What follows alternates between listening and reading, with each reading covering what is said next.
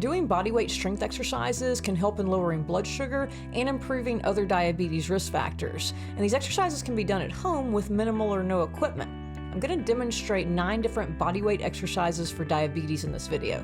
I'm Dr. Elise Brown, and I'm a scientist who studies how exercise helps to prevent and slow the progression of diabetes. For many of the exercises that I'm going to cover today, I've got instructional video links down in the description. And I've also provided a link to my exercise instruction playlist.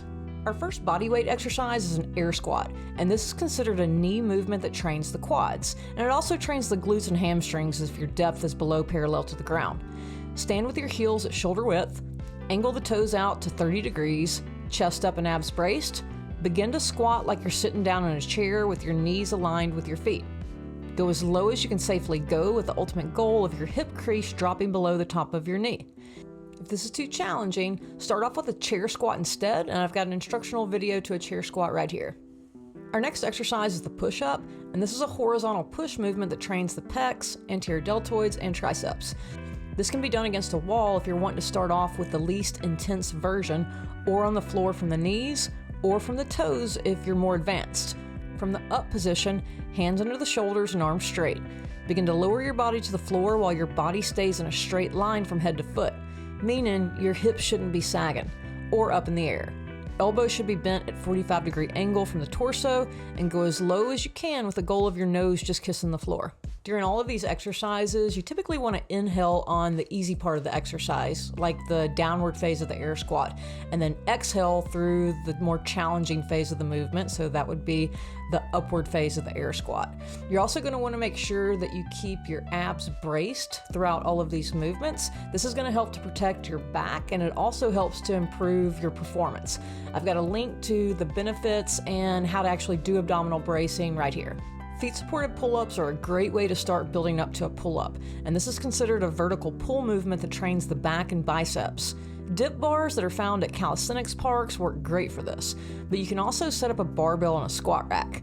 Have your feet on the ground in front of you as you hang from the bar. You're going to use a combination of pushing off the ground with your legs and pulling yourself upward with your arms and back as you pull your chin over the bar. Gradually try to use your upper body more and your lower body less as you get stronger. The fourth exercise is a bench dip. This is a vertical push movement that trains the pecs, anterior deltoids, and triceps. Place the palms of your hands against a sturdy bench or chair while facing away from the bench. If you're new to this exercise, start with your feet flat on the ground. Make sure that you keep your shoulders over your hands throughout the exercise. With arms straight, start to bend your elbows towards the back wall as your knees bend too, lowering your body towards the ground. Go until you've bent your elbows at about 90 degrees, and then push yourself up using your upper body and legs. For progression, you're going to want to use your legs less and less to push up, and then gradually progress so that your heels are on the ground with straight legs. For all of these exercises, one way to increase how intense the exercise feels without actually adding any weight to the movement is to slow the movement down. So an example could be slowing down the downward phase of the air squat to 3 seconds and the upward phase to 3 seconds, and you can get slower and slower. Our fifth exercise is another knee movement, a forward lunge. I want to include this second knee exercise because it's a unilateral movement, meaning you're training one limb at a time. Including unilateral movements, especially lower body unilateral exercises, this is especially important for people with diabetes because unilateral leg exercises can help to prevent some of the balance issues that come along with diabetic neuropathy. If you think that balance may be a challenge with lunges, hold on to a stable structure like a table or a chair while performing the movement. Starting with your heels under the hips, hands by the side or on the hips, take a long step forward with the right leg. The distance that you step forward is going to be about the same length of your leg. Plant the right foot and allow your hips to sink towards the ground while both of your knees bend. Make sure that the left knee drops as low as you're comfortable with, but ideally as close to the ground as possible without touching or gently touching. Push off with your right foot and return to the starting position. Now try it on the other side. Make sure that the knee stays in alignment with the foot and your upper body stays vertical. Next up is a bridge, which is a hip movement that trains the glutes and hamstrings, and also a torso movement that trains the spinal extensors in the back. Lie on your back with your feet flat on the floor and knees bent. Feet should be hip width apart and moved as close to your glutes as possible. Arms are down by your sides, palms down. Begin to lift your hips and chest towards the ceiling as high as you can. pressing through your heels and the backs of your arms. Hold for a few seconds and then lower to the ground. Remember to turn on the notification bell to be one of the first to know when my next video comes out. Heel raises are the 7th exercise, and these are ankle movements that train the calves. They're a great exercise to help with balance once again.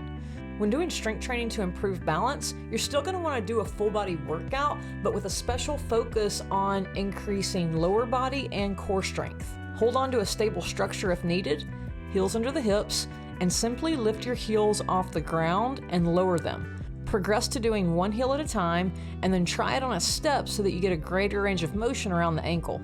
Next is a T Superman, and I would classify this as a horizontal pull and torso movement that trains the upper back, rear delts, and spinal extensors. Lie face down on the ground with arms straight by the side. Lift your chest off the ground as high as possible while pulling your arms backward as far back as possible and pushing down through the legs. Hold at the top for a few seconds and then lower. Holding this exercise and the bridge at the top for a few seconds, that helps to improve static strength or isometric strength, which is all about stabilizing, and it can also help to improve posture. The 9th and final exercise is a heel reach. I know I've already introduced a couple of torso movements, but those exercises focus more on the posterior portion of the torso, so the muscles in the back that are involved with spinal extension. For balance, it's good to also include torso muscles on the anterior surface of the body or the front of the body, like the rectus abdominis, which act to flex the spine. Lie flat on your back, feet on the ground, knees bent, arms straight by the side. Start off by doing an abdominal crunch, lifting your shoulders up until the shoulder blades are off the ground.